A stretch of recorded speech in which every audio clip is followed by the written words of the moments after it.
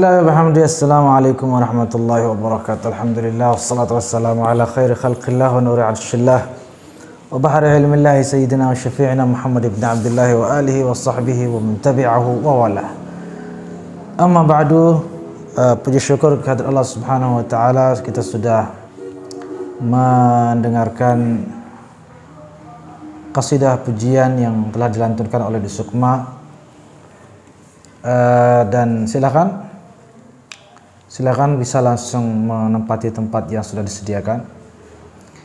Jadi insyaallah pada pertemuan yang ketiga ini kita akan melanjutkan kajian tafsir sufi Sayyidi Al-Imam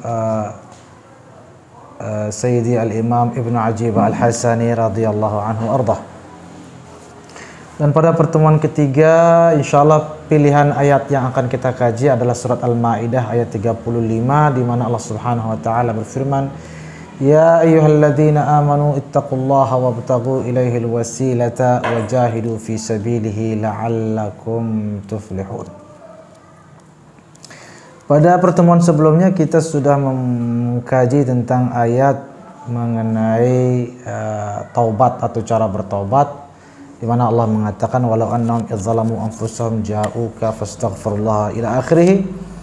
Ada satu cerita yang lupa saya kisahkan karena memang tidak tercantum dalam kitab tafsir Ibnu Ajibah, hanya saja tercantum dalam kitab tafsir lain. Tafsir-tafsir yang lain umumnya biasanya mencantumkan riwayat ini, misalnya dalam kitab tafsir Ibnu Katsir dan lain-lain. Disebutkan kisah di mana seseorang yang bernama Al-Utbi pernah berziarah ke makam Rasulullah sallallahu alaihi wasallam. Di sana beliau ketika berziarah lalu melihat ada seseorang yang Arabi ini dari kampung-kampung ya, orang desa, orang gunung. Melihat Arabi itu sedang berziarah dan mengatakan, "Ya Rasulullah, aku datang kepadamu karena aku sudah membaca ayat walau annahum idzalamu anfusahum ja'uka yang sudah kita kaji pada pertemuan sebelumnya.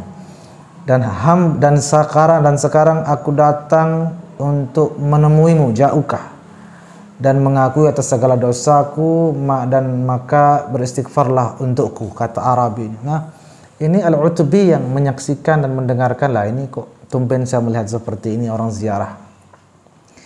Al-kisah tertidur Al-Utbi ini. Di dalam mimpinya masih di depan makam ia bertemu dengan Rasulullah sallallahu alaihi wasallam. Dan Rasulullah berkata kepada Al-Utbi, "Ilhaqil a'rabi ya Utbi," kejar orang kampung tadi wahai Utbi dan sampaikan kepadanya kabar gembira bahwa Allah sudah mengampuni dosanya. Begitu terbangun Al-Utbi dan mencari-cari orang tersebut untuk menyampaikan kabar. Dari sini kita ketahui bahwa wajar sekali, tidak aneh mengapa Rasulullah menjamin itu, karena memang seperti itu resepnya, seperti itu langkah-langkah yang harus ditempuh untuk mencapai taubat yang sebenar-benarnya, yaitu dengan datang ja'uka, datang kepada Rasulullah sallallahu alaihi wasallam bahkan walaupun beliau sudah meninggal dunia.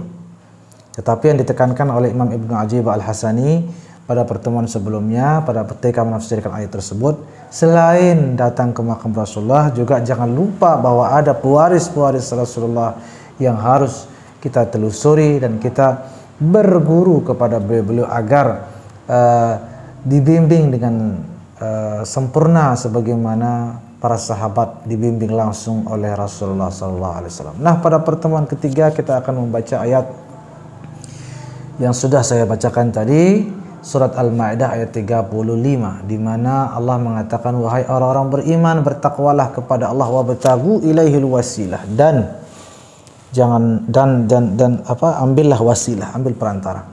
Jika dihubungkan mengapa bertakwa dikaitkan dengan mengambil wasilah, maka harus diketahui kata takwa itu sendiri punya akar kata, punya perasaan, sudah saya sampaikan di pertemuan pertama, memiliki akar kata dari wiqayah yang artinya berlindung diri, seperti dalam Al-Quran, "Ittaqun nar allati waquduhan nas wal hijarah," berlindung dirilah dari api neraka. "Ittaqun nar walau bisyiqqi tamrah," dalam hadis berlindung diri dari api neraka walaupun dengan sepotong kurma sedekah.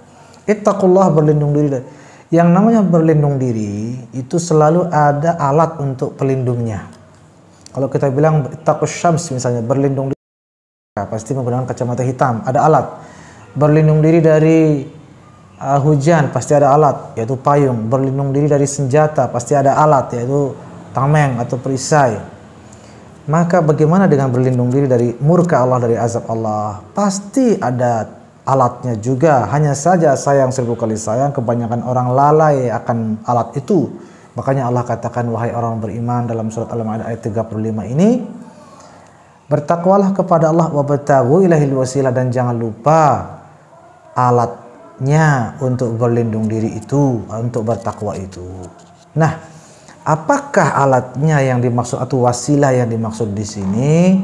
Nah, mari kita baca tafsir Imam Ibnu Ajibah dalam kitab beliau Al-Bahrul Madid fi Tafsir Al-Qur'anil Majid. Beliau radhiyallahu anhu mengatakan, la wasilata aqrabu, tidak ada perantara atau alat atau sarana yang lebih dekat kepada rahmat Allah min sohbatil arifin, daripada bergaul atau bermurid, berguru lebih tepatnya barangkali, kepada orang-orang arifin, wal julusi baina aidihim wa khidmatihim, dan duduk di majlis-majlis mereka dan berkhidmah kepada mereka. Tidak ada wasilah bertakwa kepada Allah lebih ampuh dari itu.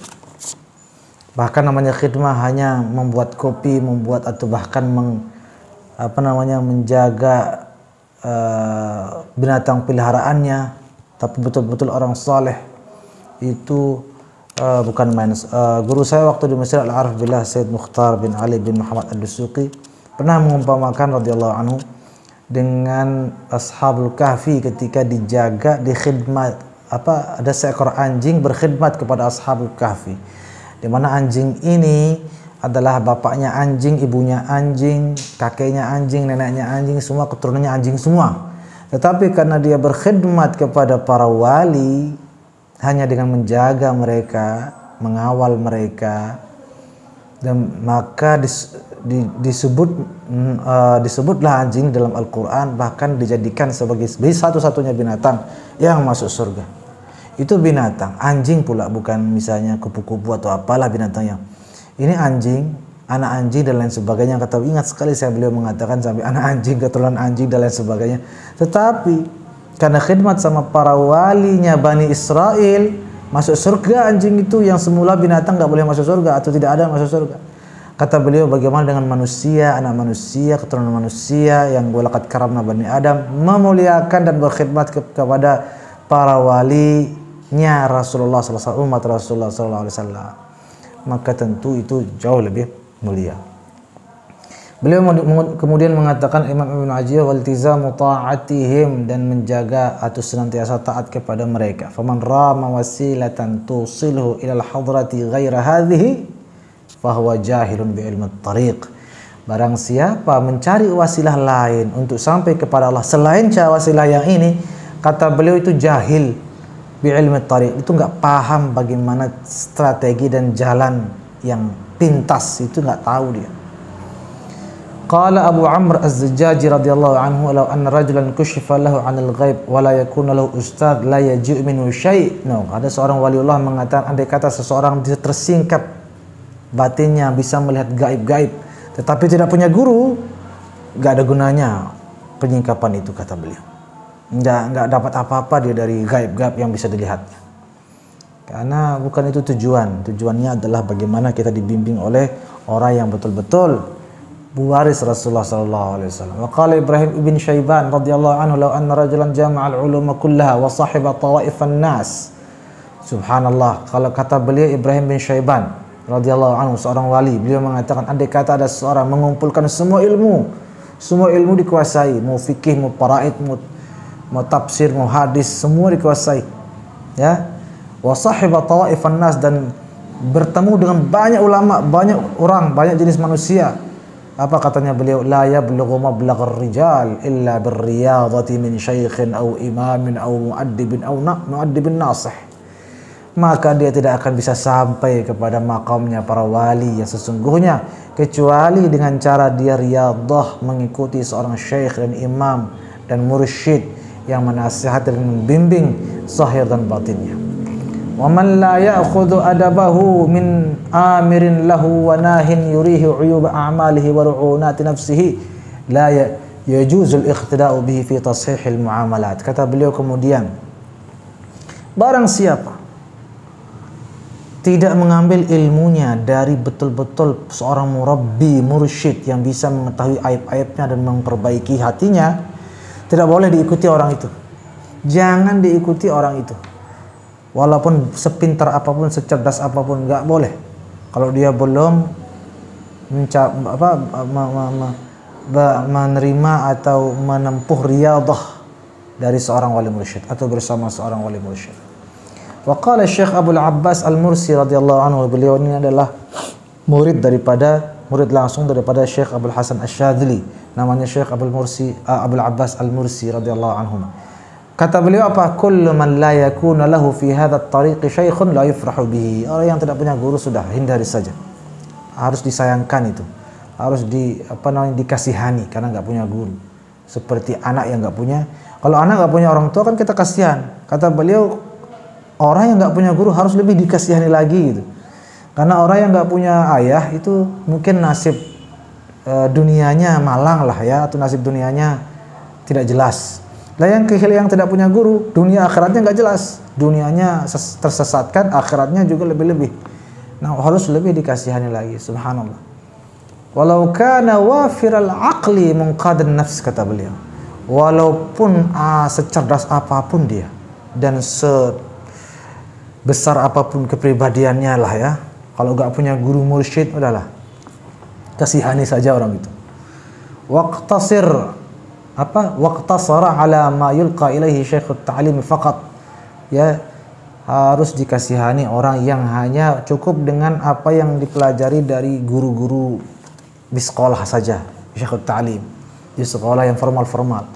Ya, fala yakmulu kama la man taqayyada bi syekhil murabbi. Tidak akan sempurna orang kecuali dia betul-betul sudah mengikat dirinya untuk mengikuti seorang syekh murabbi. Kenapa kata beliau? Li'anna an-nafsa abadan kathifatun atau kathifatul hijab. Karena nama jiwa ini selamanya dia tebal hijabnya itu. Azimatul isyraq, dan potensi syiriknya sangat besar. Fala budda min baqa'i syai'in min ar-ru'unati fiha. Pasti ada saja noda-noda yang menghalangi kesungguhan dalam ibadah dan mendekatkan diri kepada Allah. Wala yazulu anha dzalika bil kulliyati illa bil inqiyad lil ghair wad dukhul tahta al hukm wal qahr. Tidak mungkin semua kotoran itu menjadi bersih, semua penyakit itu menjadi tersembuhkan kecuali dia menyerahkan diri, memasrahkan diri kepada orang lain yang ahlinya. Ya.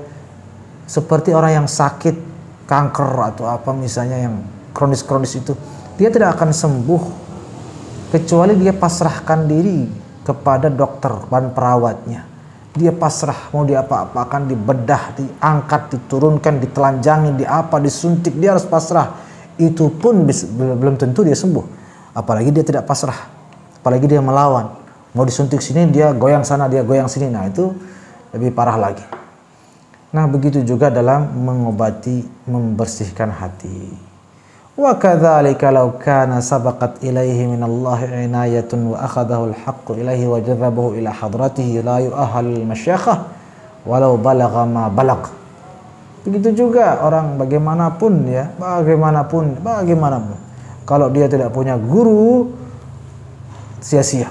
Walhasil, terakhir, alhasil al-wasilatul uzma, wasilah yang paling agung yang disebutkan, yang dimaksudkan dalam ayat tadi, wabtaghu ilaihil wasilah wal fathul kabir, yang menjadi wasilah mendapatkan futuh yang luar biasa.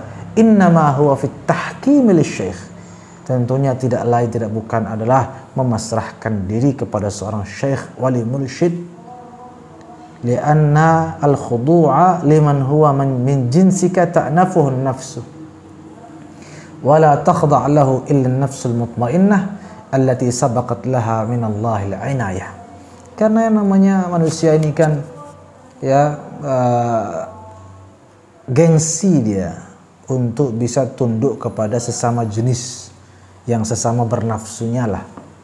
Nah, oleh karena itu perlu seorang syekh wali mursyid yang bisa membuat orang itu, membuat kita itu tunduk setunduk-tunduknya karena kekaramahan, keilmuan, keluar biasaannya yang membuat kita tunduk patuh sehingga insya Allah itu yang kemudian membuat kita lebih terjamin keselamatannya di dunia dan di akhirat. Amin amin ya rabbal. Mungkin ini saja barangkali untuk pertemuan yang ketiga ini. Insya Allah pada pertemuan yang akan datang kita lanjutkan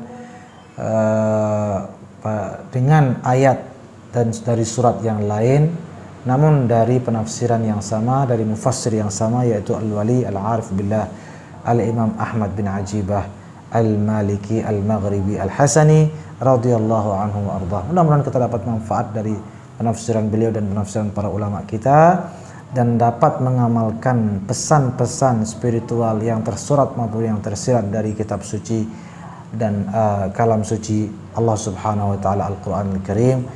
Amin amin ya rabbal alamin. Terima kasih. Wallahul muwaffiq wal hadi ila sabilir rasyad. Assalamualaikum warahmatullahi wabarakatuh.